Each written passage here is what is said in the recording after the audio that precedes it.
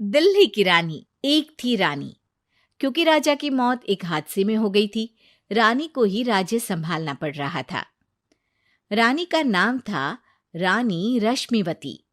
रानी ईमानदार थी और प्रजा की सेवा में लगी रहती थी।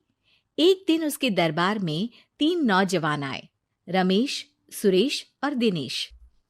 कहो, क्या सहायता कर सकती हूँ मैं तुम्हारी? हम आपके दरबार में काम करना चाहते हैं ताकि जनता की सेवा कर सके। लेकिन अभी तो तुम्हारी उम्र बहुत छोटी है। तुम लोगों को तो अभी अपनी पढ़ाई पर ध्यान देना चाहिए।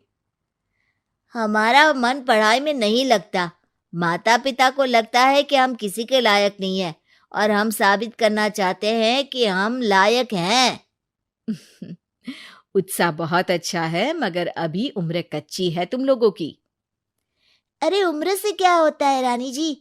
शास्त्रों में लिखा है कभी किसी के ज्ञान को उसकी उम्र के आधार पर नहीं देखना चाहिए।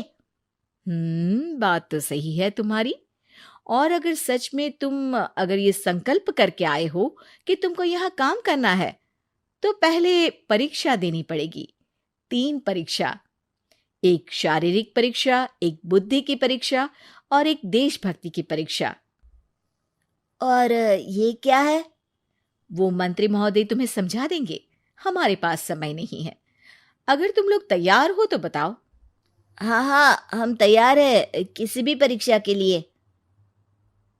मैं भी तैयार हूँ कुछ भी कर गुजरने के लिए। तो ठीक है मंत्री जी, आप इन तीनों की परीक्षा कल से ही शुरू कर दीजिए। जो आ गया रानी साहिबा।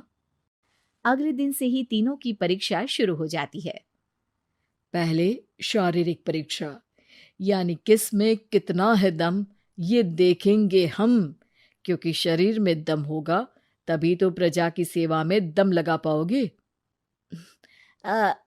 हमें क्या करना होगा? वो पेड़ दिख रहा है, जो सबसे पहले चढ़ेगा उस पे दरबार में नौकरी पाने के अवसर उसी के बढ़ जाएंगे। मैं चढ़ता हूँ। अरे रुको रुको, गिनती गिनने दो। 1, 2, 3।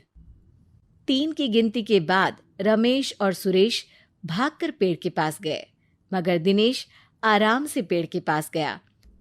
जैसे ही रमेश और सुरेश आधे पेड़ तक चढ़ गए, दिनेश ने उन दोनों की टांग पकड़ के उन्हें नीचे गिरा दिया और खुद पेड़ पर चढ़ गया। दिनेश की जीत हुई। अरे लेकिन इसने बेईमानी की। बेईमानी नहीं की, बुद्धि लगाई।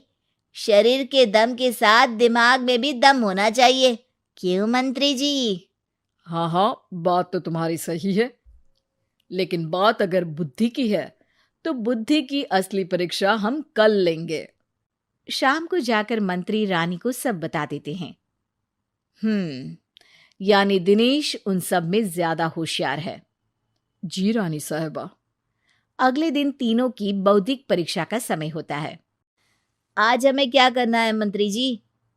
थोड़ा सब्र करो, कल जल्दबाजी में ही हारे थे तुम। सही कह रहे हैं मंत्री जी। अरे तू क्यों ज्यादा बोल रहा है? तू भी तो हारा था ना कल। ए दिनेश, ज्यादा होशियार मत बन। अरे अरे अरे, लड़ो मत। आज की परीक्षा पर ध्यान दो। आज की बौद्धिक परीक्षा में ये कुछ बोरे हैं, कुछ में नमक है और कुछ में रुई। जिसको जो ले जाना है उठा लो। देखते हैं कि कौन जल्दी से कोई भी एक बोरा नदी के उस पार लेकर जाता है। समय शुरू होता है अब। तीनों बोरों की तरफ बढ़ते हैं। सुरेश, नमक की बोरी भारी है, ले जाने में मुश्किल होगी। हाँ हाँ, सही कह रहा है, रुई हल्की है, हम दोनों रुई लेकर चलते हैं। अरे भाई, मैं तो नमक लेकर जाऊंगा। रमेश और सुरेश ये सोचकर हंसते हैं कि आज तो दिनेश हार ही जाएगा। दौड़ शुरू होती है। 1, 2, 3। तीनों नदी की तरफ भागते हैं। रुई में वजन कम होने के कारण रमेश और सुरेश आगे निकल जाते हैं और दिनेश थोड़ा पीछे। पर जैसे ही वो सब नदी में जाते हैं, दिनेश की बोरी का नमक गलने लगता है और वजन कम हो जाता है, जबकि रमेश और सुरेश की रुई में पानी भर जाता है और बोरी का वजन बढ़ जाता है। अरे ये इतनी भारी क्यों हो गई रमेश? अरे मुझे क्या पता, शायद जादुई बोरी है। अरे लगता है कि हम बेवकूफ बन गए। बने नहीं हो, तुम हो ही बेवकूफ। इतना तो पता होना चाहिए कि पानी में नमक गल जाएगा। दिनेश का पूरा नमक गल जाता है और बोरी खाली हो जाती है। वो जल्दी से रेस पूरी कर लेता है। इस परीक्षा के विजेता भी दिनेश ही हैं। उसने दिमाग लगाकर दिखा दिया कि वो बौद्धिक परीक्षा में भी रमेश और सुरेश से आगे है। अब कल तुम्हारी देशभक्ति की परीक्षा होगी, जो स्वयं रानी मां लेंगी। रात को फिर मंत्री रानी के पास जाकर बता देते हैं कि आज की परीक्षा में कैसे दिनेश ने अक्लमंदी दिखाई और बौद्धिक परीक्षा में भी उसी की जीत हुई। अरे वाह, दिनेश तो हमारे बहुत काम आ सकता है। हम उत्साहित हैं कल की परीक्षा के लिए। वो तो ठीक है रानी साहिबा, लेकिन हमने सुना है कि पड़ोसी राज्य का राजा आकाशदीप हमारे राज्य की सीमा में घुसपैठ कर रहा है। ये तो चिंता की बात है। हमें जल्द ही कुछ करना चाहिए। अगले दिन रमेश, सुरेश और दिनेश अपनी आखिरी देशभक्ति की परीक्षा के लिए दरबार में आते हैं। प्रणाम रानी साहिबा। नमस्कार रानी जी। प्रणाम रानी माँ। हमने तुम्हारी परीक्षा पर गौर किया। दिनेश आगे हैं। हम तुम तीनों में से किसी दो को ही दरबार में काम दे सकते हैं। किसी एक को आज जाना होगा। तो देशभक्ति की परीक्षा के लिए तैयार हो? पूरी तरह से। मैं तीनों से एक ही सवाल करूंगी। जिसका जवाब सबसे सही लगेगा उसे तो नौकरी मिल ही जाएगी। फिर दूसरे सबसे सही जवाब देने वाले को भी काम मिलेगा। आप लोगों का समय शुरू होता है अब। ज्यादा सोचने का समय नहीं होगा। जो मन में पहली बात आए उसका जवाब दे। तो सवाल ये है कि तुम इस मिट्टी के लिए क्या कर सकते हो? मैं इस मिट्टी को साफ रखूंगा। यहाँ के लोगों के भोजन की कमी को मैं पूरी करूंगा। मैं यहाँ के लोगों को गले लगा लगा के उनको खुशी दूंगा रानी माँ, और गरीबों के लिए घर बनवाऊंगा। मैं इस मिट्टी के लिए किसी की जान भी ले सकता हूँ रानी माँ। मंत्री, दिनेश को एक तलवार दो। जी रानी जी। दिनेश, पड़ोसी राज आकाशदीप की जान तुम्हारे हाथ में है। जाओ, अपना काम पूरा करो।